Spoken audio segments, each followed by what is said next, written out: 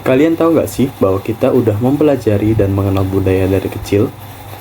Halo teman-teman, selamat datang di channel Alif Maulana.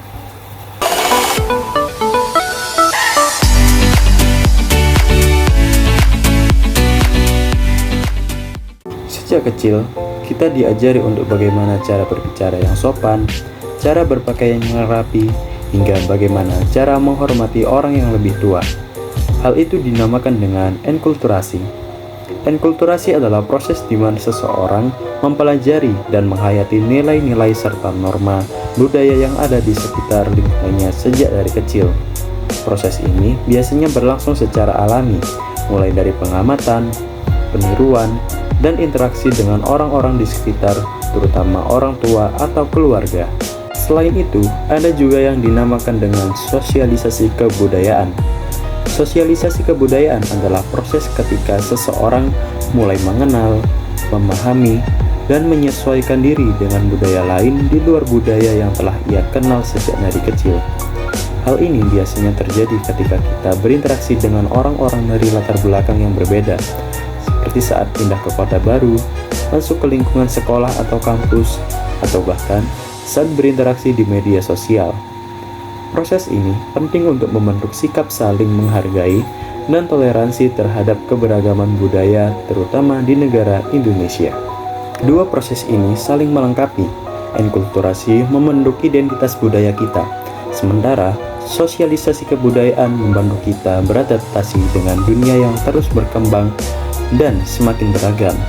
Nah, sekarang mari kita lihat bagaimana kedua proses ini terjadi di kota tempat tinggalku, yaitu kota Surabaya. Sejak dari kecil, aku tinggal di kota Surabaya. Kota Surabaya dijuluki sebagai kota pahlawan, karena pada zaman penjajahan, kota ini memiliki kisah pertempuran yang ikonik, yaitu pertempuran 10 November. Seperti julukannya, yaitu kota pahlawan, masyarakat kota Surabaya membiasakan para generasi penerusnya untuk memiliki rasa nasionalisme dan patriotisme yang kuat, juga termasuk aku. Sejak kecil, aku dibiasakan untuk melihat kisah pertempuran 10 November yang terjadi di kota Surabaya, dan aku mengerti bagaimana sengsaranya para pejuang zaman dahulu untuk mempertahankan negara kesatuan Republik Indonesia dan kota Surabaya sampai mati. Bahkan, salah satu tokoh nasionalisme dari Surabaya, yaitu Bung Tomo, pernah berkata, "Merdeka atau mati." Hal inilah yang membuat aku memiliki rasa nasionalisme sejak dari kecil. Selain itu, masyarakat Surabaya memiliki bahasa dan logat yang khas, yaitu bahasa Arekan atau Surabayaan.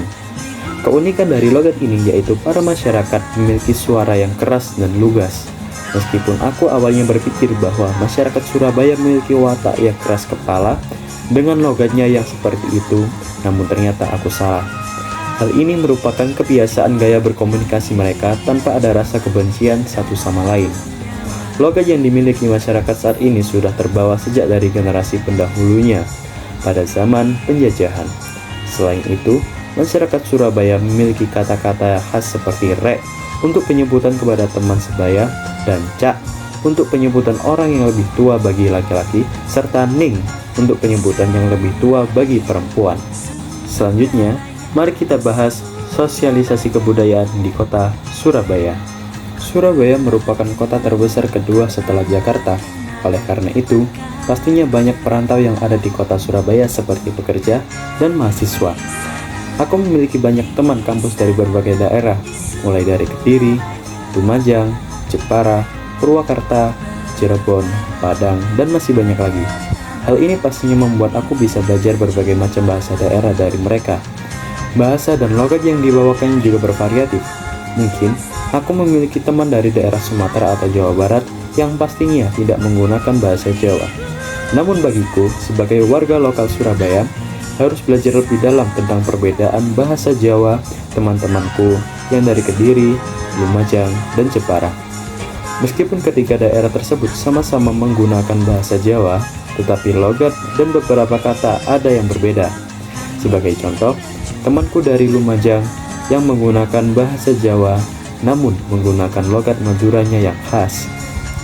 Temanku dari Jepara menggunakan kata akih untuk arti banyak, namun di Surabaya menggunakan kata akeh. Sedangkan temanku yang berasal dari Kediri menggunakan kata peh, yang bisa berarti berbagai hal tergantung konteks, seperti rasa bahagia, takjub, bingung, pusing, kecewa, atau marah. Mirip dengan kata aduh dalam bahasa Indonesia. Jadi, dari yang sudah aku jelaskan tadi, bisa kita lihat bahwa proses enkulturasi dan sosialisasi kebudayaan itu sangat penting dalam membentuk siapa diri kita dan bagaimana kita berperilaku di masyarakat. Enkulturasi mengajarkan kita untuk mencintai dan menghargai budaya sedari sejak kecil. Sementara, sosialisasi kebudayaan membantu kita membuka diri terhadap budaya lain dan belajar untuk hidup berdampingan dalam keberagaman. Di kota seperti Surabaya, dua proses ini berjalan berdampingan setiap harinya. Kita tidak hanya belajar mempertahankan identitas budaya kita, tetapi juga belajar memahami orang lain yang datang dari latar belakang yang berbeda. Harapannya, melalui pemahaman ini, kita bisa jadi generasi yang lebih toleran, terbuka, dan saling menghargai. Terima kasih sudah menonton video ini sampai akhir. Semoga apa yang aku sampaikan bisa bermanfaat dan membuka wawasan kalian tentang pentingnya budaya dalam kehidupan kita sehari-hari. Jangan lupa untuk like, share, dan subscribe video ini. Terima kasih dan sampai jumpa.